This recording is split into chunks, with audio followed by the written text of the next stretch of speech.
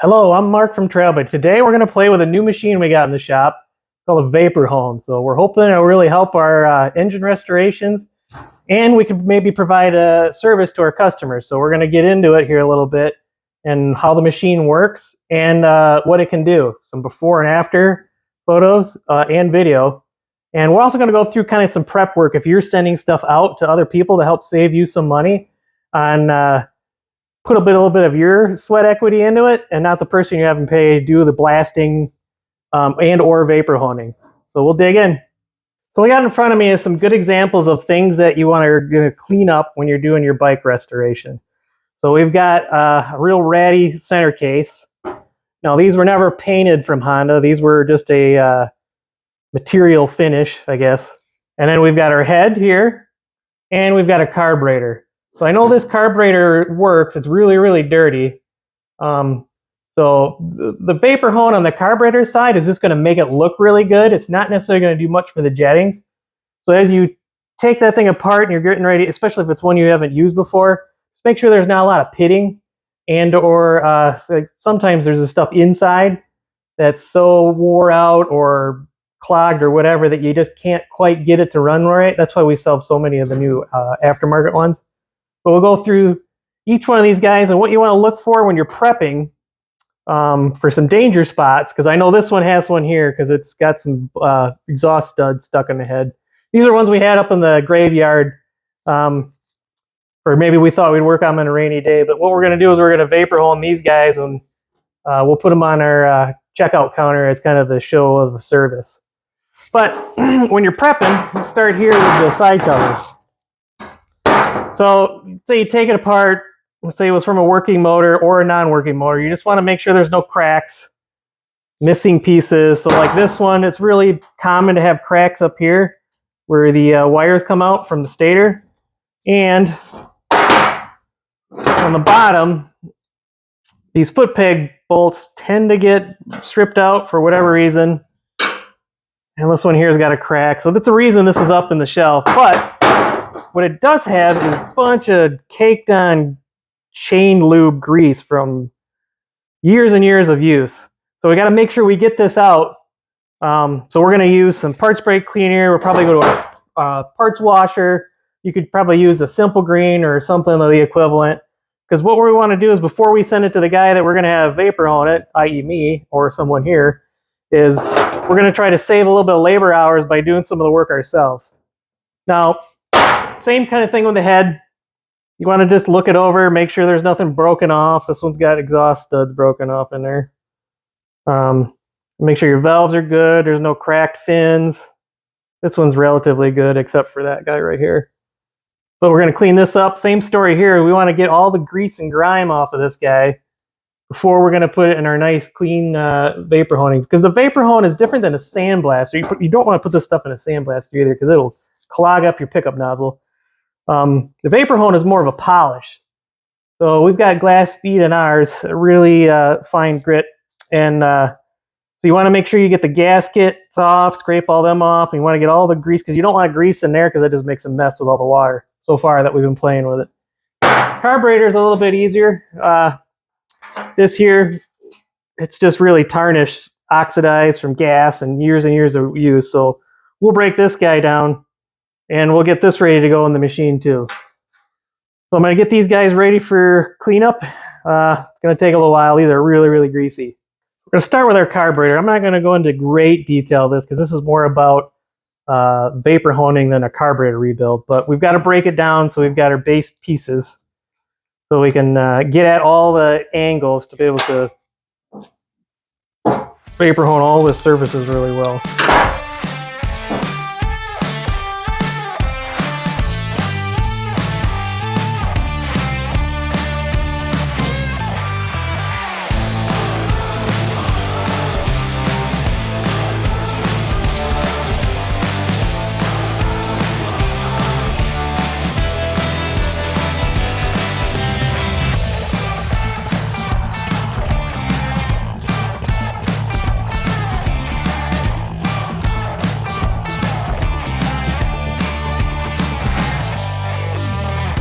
You can see I got the carburetor broken down into all the little parts and pieces that make it up. So one thing I'm going to look for is these guys will sometimes come loose. We're going to want to kind of do a sight and blow air and make sure all the passageways are clear. And we're going to make sure there's no pitting, because then you really know the inside and the passageways are really probably messed up if this is all eaten up. This one is really good. It's just dirty on the outside. All right, we'll move to the parts washer on this and we'll get ready.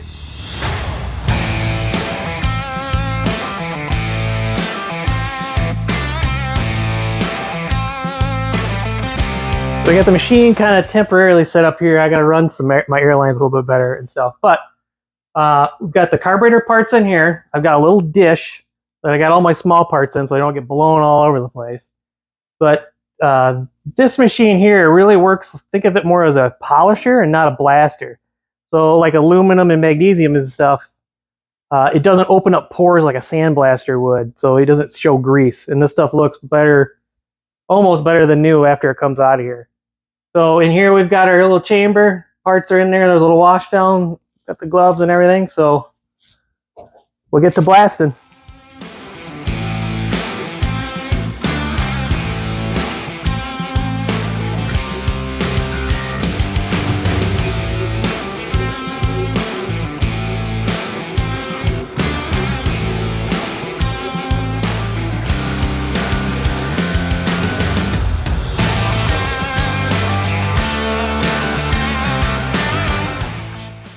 All right, let's check the parts out. First time I've done a carburetor in here, so oh boy, yeah.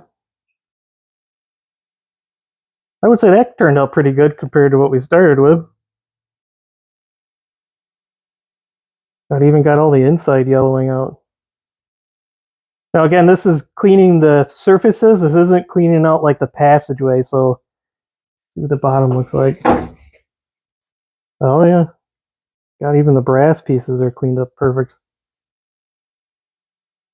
So like this one shows some pitting in here. So now if you get this in your seats, you know, for your on-off, or at least the air passageways, then the carburetor is toast. So just keep that in mind.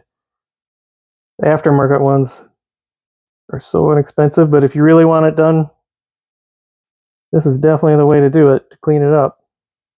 Wow. Let's see. I got all of these things are horrible to hold on to, but yeah, the switches looks brand new. Cap turned out awesome. The cover and the bowl drain. Got even cleaned off the needle. Alright, here's the center case. Well, that turned out really good. Still, oh, it's all caked on dirt. Well, other than that, got rid of all the oxidation, almost all the little dirt stuff. Granted, I took this into the parts washer. I tried to get all this grease cut off, the real hard stuff, but other than that, this is like really nice. Well, I'm never going back to the other method.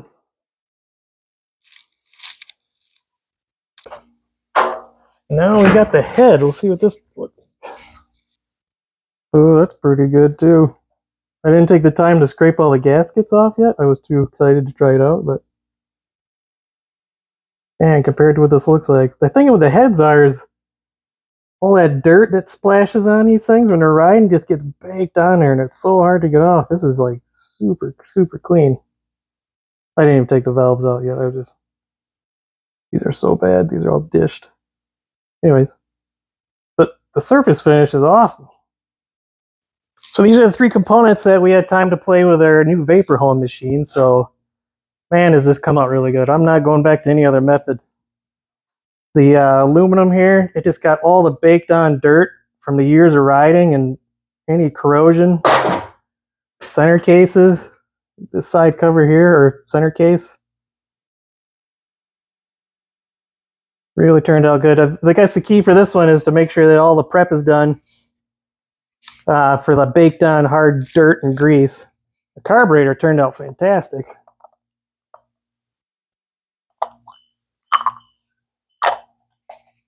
Well, this is going to be a new part of the shop for sure.